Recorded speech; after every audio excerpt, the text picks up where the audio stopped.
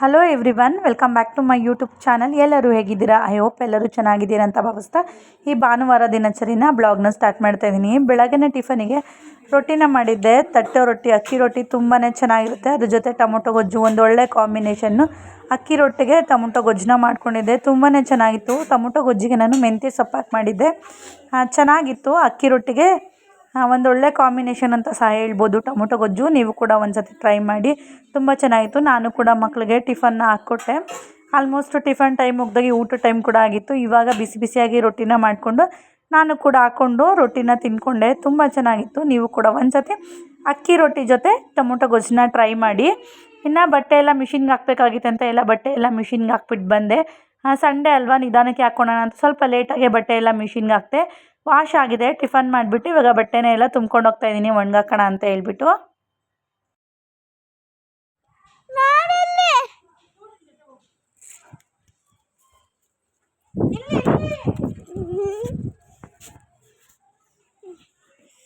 ಇನ್ನು ಬಟ್ಟೆ ಕೂಡ ಒಣಗಾಕೋಣ ಅಂತ ತೊಗೊಂಡು ಬಂದು ಒಣಗಾಕ್ತಾಯಿದ್ದೆ. ಇನ್ನು ನನ್ನ ಚಿಕ್ಕ ಮಗ ನಾನೇ ವಿಡಿಯೋ ಮಾಡಿಕೊಡ್ತೀನಿ ಮಮ್ಮಿ ಅಂತ ಅಂದು ಕರೆಕ್ಟಾಗಿ ವಿಡಿಯೋನೇ ಮಾಡಿಲ್ಲ. ಬೇಡ ಅಂದರೂ ಕೇಳ್ತಾ ಇಲ್ಲ, ಅವನೇ ಸಣ್ಣ ಪುಟ್ಟ ವೀಡಿಯೋಸ್ ಮಾಡ್ತೀನಿ ಅಂತ ಮಾಡ್ದೆ.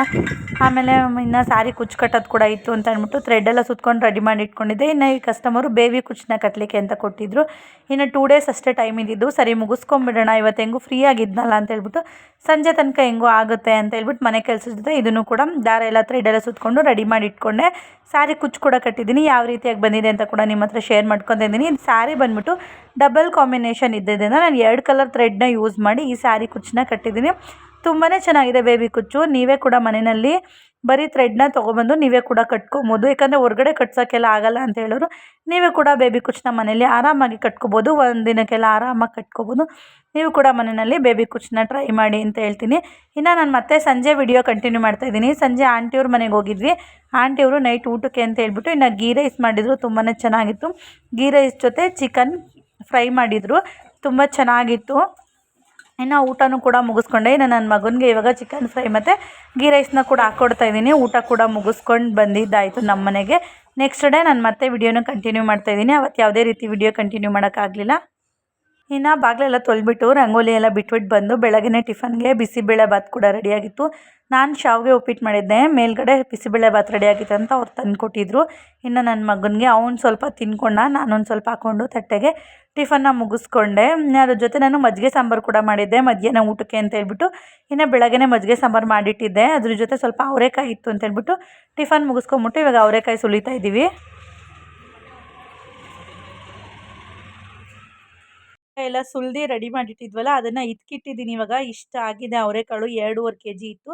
ಇದ್ರಲ್ಲಿ ಸ್ವಲ್ಪ ಚಿಕ್ಕಳುಗಳೆಲ್ಲ ತೆಗ್ದುಬಿಟ್ಟು ಸರಿ ದಪ್ಪ ಕಾಳೆಲ್ಲ ನೆನೆಸಿ ನೈಟೇ ಬೆಳಗ್ಗೆ ಎಲ್ಲ ಇಟ್ಕಿ ರೆಡಿ ಮಾಡಿ ಇಟ್ಕೊಂಡಿದ್ದೀನಿ. 2 ಡೇಸ್ ತೊಗೊಂಡೆ, ಬಿಡಿಸ್ಬಿಟ್ಟು ಇದಕ್ಬಿಟ್ಟು ಎಲ್ಲ ಇಟ್ಟಿದ್ದೀನಿ. ಇದನ್ನು ಬೇಕಾದ್ರೆ ಒಣಗಿಸ್ಕೊಂಡು ಕೂಡ ಇಟ್ಕೊಬೋದು. ನಮಗೆ ಬೇಕಾದಾಗ ಸಾಂಬಾರು ಮಾಡ್ಕೊಬೋದು. ಇಲ್ಲಾಂದರೆ ಇಟ್ಕಿದ ಬೇಳೆ ಸಾಂಬಾರು ಇವಾಗಲೇ ಸಹ ಮಾಡ್ಕೊಬೋದು. ಒಣಗಿಸ್ಬಿಟ್ಟು ಇಟ್ಕೊಂಬಿಟ್ರೆ ನಮ್ಗೆ ಯಾವಾಗ ಬೇಕೋ ಆವಾಗ ನಾವು ಸಾಂಬಾರು ಮಾಡ್ಕೊಂಡು ಊಟ ಮಾಡ್ಬೋದು. ಸೀಸನ್ ಮುಗಿದ್ಮೇಲೂ ಕೂಡ ಸಾಂಬಾರನ್ನ ಮಾಡ್ಕೊಂಡು ಊಟ ಮಾಡ್ಬೋದು. ಸೀಸನ್ ಇದ್ದಾಗೆ ತೆಗೆದ್ಬಿಟ್ಟು ಸ್ವಲ್ಪ ಒಣಗಿಸ್ಬಿಟ್ಟು ಇಟ್ಕೊಳ್ಳಿ. ಇನ್ನು ಕಾಳೆಲ್ಲ ಇಟ್ಕಿ ರೆಡಿ ಮಾಡಿ ಇಟ್ಕೊಂಡೆ. ಇವಾಗ ಸ್ವಲ್ಪ ಸೀರೆಗಳೆಲ್ಲ ಜಿಗ್ಜಾಕ್ ಮಾಡ್ಕೊತಾ ಇದ್ದೀನಿ. ಸ್ವಲ್ಪ ಸೀರೆ ಜಿಗ್ಜಾಕು ಮತ್ತು ಫಾಲ್ ಹಾಕೋದಿತ್ತು, ಒಂದು ಅಂಟೆ ಕೂಡ ಇತ್ತು, ಅದನ್ನು ಕೂಡ ರೆಡಿ ಮಾಡಿಬಿಟ್ಕೊಟ್ಟೆ. ಇವಾಗ ಸ್ವಲ್ಪ ಸೀರೆಗಳನ್ನ ಫಾಲ್ ಹಾಕೊಳ್ಳೋಣ ಅಂತಂದ್ಬಿಟ್ಟು ಜಿಗ್ಜಾಕ್ ಮಾಡ್ಕೊಂಬಿಟ್ಟು ಆಮೇಲೆ ಫಾಲ್ ಹಾಕೋತೀನಿ. ಫಾಲೆಲ್ಲ ತೊಗೊಬಂದು ಇಟ್ಕೊಂಡಿದ್ದೀನಿ. ನಾನು ಒಂದು ಕೈಯಲ್ಲಿ ಕ್ಯಾಮ್ರಾನ ಇಟ್ಕೊಬಿಟ್ಟು ವಿಡಿಯೋ ಮಾಡೋಣ ಅಂದ್ಕೊಂಡೆ, ಆಗಲಿಲ್ಲ. ಇನ್ನು ನನ್ನ ಮಗ ಕೂಡ ಮನೆಯಲ್ಲಿದ್ದ, ಅವನೇ ವಿಡಿಯೋ ಮಾಡಿಕೊಡ್ತೀನಿ ಅಂತ ಹೇಳ್ಬಿಟ್ಟು ಇನ್ನು ಅವನ ಕೈಲೇ ಕೊಟ್ಟಿದ್ದೀನಿ. ಅವನೇ ಸಣ್ಣ ಪುಟ್ಟ ಕ್ಲಿಪ್ಪಿಂಗ್ಸ್ ಎಲ್ಲ ವಿಡಿಯೋ ಮಾಡಿಕೊಟ್ಟಿದ್ದಾನೆ. ಅದನ್ನು ನಾನು ನಿಮ್ಮ ಜೊತೆ ಶೇರ್ ಮಾಡ್ಕೊತಾ ಇದ್ದೀನಿ.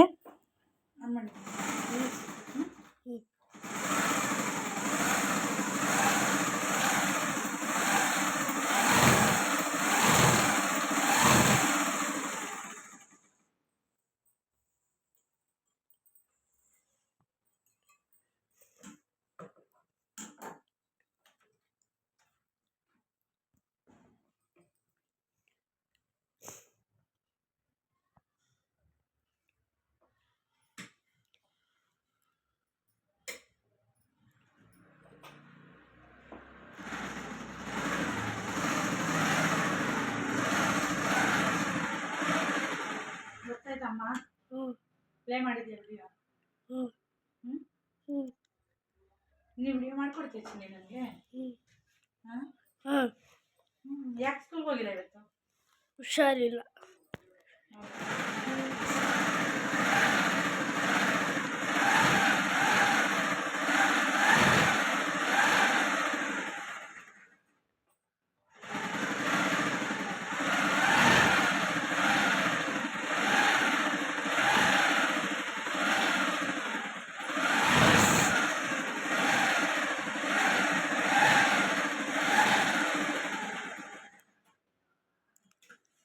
ಇನ್ನು ಮಿಷಿನ್ ಬಂದುಬಿಟ್ಟು ಆ ಕಡೆ ಇಟ್ಕೊಂಡಿದ್ದೆ, ಅಲ್ಲಿ ಜಿಗ್ಜಾಗ್ ಮಾಡೋಕ್ಕಾಗಲಿಲ್ಲ ಅಂತ ಹೇಳ್ಬಿಟ್ಟು ಮಿಷಿನ್ನ ಇನ್ನು ಟೇಬಲ್ ಕಡೆ ಟರ್ನ್ ಮಾಡಿಕೊಂಡು ಇನ್ನು ದಿವಾನ ಮೇಲೆ ಕುತ್ಕೊಂಡು ಜಿಗ್ಜಾಗ್ ಮಾಡಲಿಕ್ಕೆ ಸರಿ ಹೋಗುತ್ತೆ ಅಂತ ಹೇಳ್ಬಿಟ್ಟು ಇನ್ನು ದಿವಾನ ಮೇಲೆ ಕುತ್ಕೊಂಡು ಆ ದಿವಾನ ಮೇಲೆ ಇಟ್ಕೊಂಡು ಜಿಗ್ಜಾಗ್ನ ಮಾಡ್ತಾಯಿದ್ದೀನಿ. 3 ಸಾರಿಗಳಿತ್ತು. ಜಿಗ್ಜಾಗ್ ಮಾಡಿಬಿಟ್ಟು ಇವತ್ತೇ ಫಾಲ್ ಹಾಕಿ ಇಟ್ಬಿಡೋಣ ಅಂತ ಅಂದ್ಕೊಂಡು ಜಿಗ್ಜಾಗ್ ಮಾಡ್ತಾಯಿದ್ದೀನಿ. ಇನ್ನು ನನ್ನ ಹತ್ರ ಟ್ರೈಪೋಡ್ ಇದೆ, ಟ್ರೈಪೋಡ್ ಇಟ್ಕೊಂಡೆ ವಿಡಿಯೋ ಮಾಡ್ಬೋದಾಗಿತ್ತು. ಇನ್ನು ಟ್ರೈಪೋಡು ಜಸ್ಟ್ ಮೊನ್ನೆ ಮಿಸ್ ಆಗಿ ಬಿದ್ದು ಅದು ಟ್ರೈಪೋಡ್ದು ಒಂದು ಸ್ಟ್ಯಾಂಡ್ ಒಡೆದೋಗ್ಬಿಟ್ಟಿದೆ, ಒಂದು ನಿಲ್ಸೋದು ಸರಿ ಆದ್ದರಿಂದ ನನ್ನ ಮಗನೇ ವಿಡಿಯೋ ಮಾಡಿಕೊಡ್ತೀನಿ ಅಂತ ಅವನ ಹತ್ರನೇ ವಿಡಿಯೋ ಮಾಡಿಸ್ಕೊಂಡೆ. ಸಣ್ಣ ಪುಟ್ಟ ಕ್ಲಿಪ್ಪಿಂಗ್ಸ್ನ ತುಂಬ ನೀಟಾಗಿ ವಿಡಿಯೋ ಮಾಡಿಕೊಟ್ಟಿದ್ದಾನೆ, ಅವ್ನು ಟಚ್ ಮಾಡಲ್ಲ ಅಂತ ಅಂದ್ಕೊಂಡಿದ್ದೆ. ಇನ್ನು ತುಂಬ ಚೆನ್ನಾಗಿ ವಿಡಿಯೋ ಮಾಡಿಕೊಟ್ಟಿದ್ದೀನಿ. ನಾನು ಯೂಟ್ಯೂಬಲ್ಲಿ ವಿಡಿಯೋಸ್ ಮಾಡಬೇಕಾದ್ರೆ ನನ್ನ ಮಗ ಕೂಡ ಸಣ್ಣ ಪುಟ್ಟ ವಿಡಿಯೋಸ್ನ ಮಾಡಲಿಕ್ಕೆ ಹೆಲ್ಪ್ ಕೂಡ ಮಾಡ್ತಾನೆ. ಫಸ್ಟು ಹೋಗಿ ಮಮ್ಮಿ ಅಂತಲೇ, ಆಮೇಲೆ ನೆಕ್ಸ್ಟ್ ಅವನೇ ವಿಡಿಯೋಸ್ಗಳನ್ನ ಎಲ್ಲ ಮಾಡಿಕೊಡ್ತಾನೆ. ಇನ್ನು ಒಂದು ಸೀರೆ ಕೂಡ ಜಿಗ್ಜಾಗ್ ಆಯಿತು. ಇನ್ನೂ ಒಂದು ಸೀರೆ ತೊಗೊಂಡಿದ್ದೆ, ಇದು ಕೂಡ ಜಿಗ್ಜಾಗ್ ಆಯಿತು. ಈ ಸೀರೆಗೂ ಸಹ ಕುಚ್ಚು ಕಟ್ಟಲಿಕ್ಕೆ ಹೇಳಿದ್ದಾರೆ. ಯಾವ ರೀತಿ ಕಟ್ತೀನಿ ಅಂತ ಕೂಡ ನಾನು ಮುಂದೆ ಬರೋ ವಿಡಿಯೋಗಳಲ್ಲಿ ನಾನು ನಿಮ್ಮ ಜೊತೆ ಶೇರ್ ಮಾಡ್ಕೊತೀನಿ.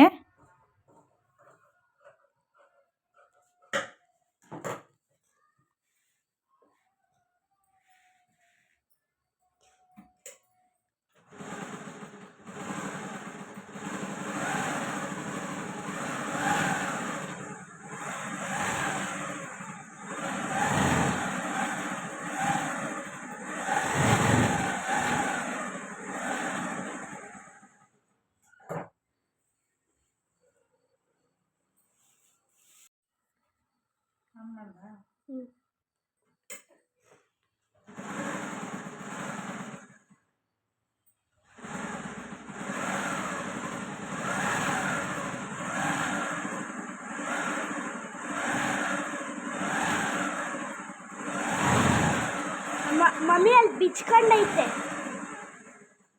ಅಲ್ಲಿ ಬಿಚ್ಕೊಂಡೈತೆ ಇಲ್ಲಿ ಬಾಯ್ ಇದು ಬಿಚ್ಕೊಂಡೈತೆ.